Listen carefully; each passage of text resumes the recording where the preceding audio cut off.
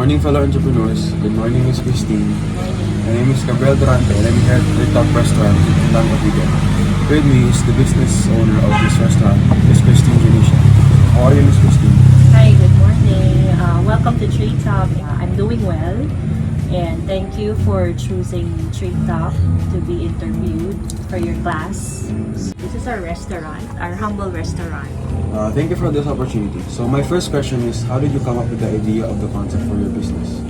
It's me and my husband who decided what concept we will sell to our customers. When we opened the restaurant 2021, there was no Indian, Mexican, Middle Eastern cuisine that offers such food in the area, specifically here in Indang. No one is selling biryani, tacos. When we opened, we only have like 3 dishes in the menu. We didn't expect the customers will love it.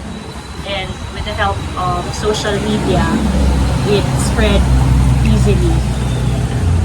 That it made our business big during that time. We got the idea dun sa part na alin yung wala dito sa area. So, following up from my previous question, my next question is, how did you build a successful customer base? The product that we're selling was new before. So Way back 2021, there were no biryani in the area. So we want to make sure that the customers will be curious and be interested on the product. Wherein customers will really travel from different towns just to try the food. Kasi nga, hindi pa siya common.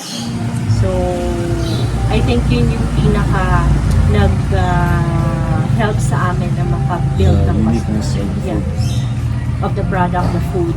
And I may also say the ambience. Kasi we opened during pandemic. During that time, only alfresco restaurants were allowed to operate. So it was a plus factor for us. So as you see behind me is the famous Treetop dining area. So say hello to my family. So for my third question, how did you market your business and which topics have become the most successful? We were using several marketing strategies. The most useful is the social media, Facebook to be specific. Most of the clients are into Facebook or in the internet. We maximize using that platform to reach to several customers. There was a post that went viral which helped the restaurant big during that time. There was a vlogger who featured us. It blew up. That time, there were several customers coming from different places, even from the NCR. They really traveled long hours just to get here. Because it was only not the picture of the food that made them interested in coming back, but also the taste, the quality of the food. When they tried the food, they make their own post and then they recommend us. The word of mouth is very useful. That made our marketing easy. So for my next question is, how has being an entrepreneur affected your family life? Some they say that being an entrepreneur will eat so much of your time. It will lessen your family time. But in our case, it actually made our family more close to each other because it's me and my husband who run the business. So most of the time we're together. We think of the strategies. We market the business together. So we help each other. And even our daughter, if she has no schoolwork, she comes here and she helps us.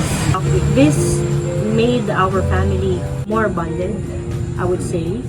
If my daughter has a school activity that needs us, I can easily tell my employees that I will have to leave, I will have to attend to something, I can go. So that's the advantage of having your own business, is that you can manage your own time. You can attend. You can prioritize things. So I think there are advantages and disadvantages. But for me, it works perfectly for our setup. So, what is your greatest fear in business and how did you manage that fear? Most entrepreneurs can relate. Of course, closing the business down. It's one of the biggest fears that I have in running this restaurant. And actually, it's not easy to face such fear. So, how do I manage? With the help of my husband who motivates me. Well, we give motivation to each other. There are times that I am down, he pulls me up. So, sometimes vice versa. The two-way to tango. We have a long-term goal. We want to make sure that this will run for a very long time. But it will not be easy. There are times that the restaurant or the business will go down, the sales will go down, especially right now. When we opened, several restaurants opened. I mean, So, there were competitors. a lot. Especially, we can really feel it this moment. Before, it was only us who serves biryani in the area, but now there are like 3 to 4 restaurants here in Indang only. So what more outside Indang? There are a lot of restaurants who opened with the same concept. That took our clients from the other parts of Cavite. So, they were curious to try their food instead. Instead of coming back here, there were also the price increase of the ingredients, gasoline, rice. It affected us so much. So we have to be resilient in running the business. When the business is low, of course, you will feel demotivated. You feel like you don't want to work anymore. But there are already people who are dependent in this restaurant. So that's why me and my husband have to bounce back. We have to make sure that we will pick up the pieces. If we are low in this area, we have to think of other parts wherein we can be bigger. I think that's the greatest fear, is to close down the business. And we will extend all our efforts just to make sure that it will not happen. So, that was a very interesting insight. Now, it made me curious to say that, or to ask you the question, what motivates you or what drives you to keep going? The biggest motivation that I have is my family. We have a dream of running the business for like 30 to 40 years. This is already our bread and butter. We're looking forward to retire at this business. That's why we're driven to keep this running so that when we reach our old age, we have something to, yeah. That's good. Okay, so for my last question is, how do you define success? That is really a tough question to answer because there's really no specific answer on how will you say if you're successful or not. Does this mean you have to have 10 million in the bank to be called a successful entrepreneur, to be called as a successful person? Do you think having 10 branches will be the definition of success? For me, I'll just give you a simple, realistic answer. If you're happy with what you're doing, if you're satisfied with your life, if you're focused on your goals, your dreams, as long as you're happy, I think you can already say that you're already a success. Doesn't matter how much do you have, what car you drive, how many houses you have.